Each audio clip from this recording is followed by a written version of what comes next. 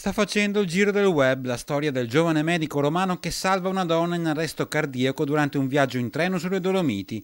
Ad accorgersene lo stesso presidente Zaia, che ci dice onorato se in futuro potrà lavorare in uno degli ospedali del Veneto. Carlo Santucci, romano, 33 anni, una laurea in medicina, qualche giorno fa era sul treno che trasportava i turisti del ciclo pedonale San Candido Lienz verso Dobbiaco, quando uno dei passeggeri, una donna toscana, ha improvvisamente accusato un arresto cardiaco. Il medico è subito intervenuto praticandole un massaggio cardiaco per più di 40 minuti e mantenendola così in vita fino all'arrivo dell'eliambulanza che l'ha trasportata poi in ospedale.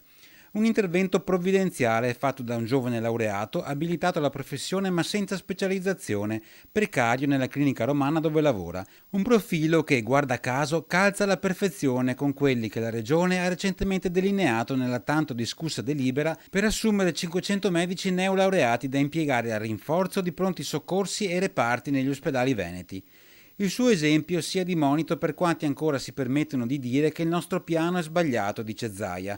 Il dottor Santucci, prosegue, ha saputo far fronte a un'emergenza in condizioni difficili, senza colleghi esperti e senza strumentazione.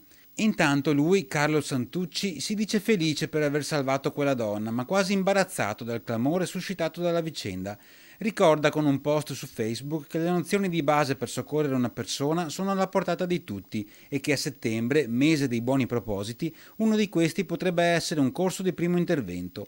Il suo proposito invece è proprio quello di presentarsi alla selezione per i 500 medici che la Regione Veneto sta per avviare, dimostrando così anche sulla carta ciò che ha già dimostrato di saper fare sul campo.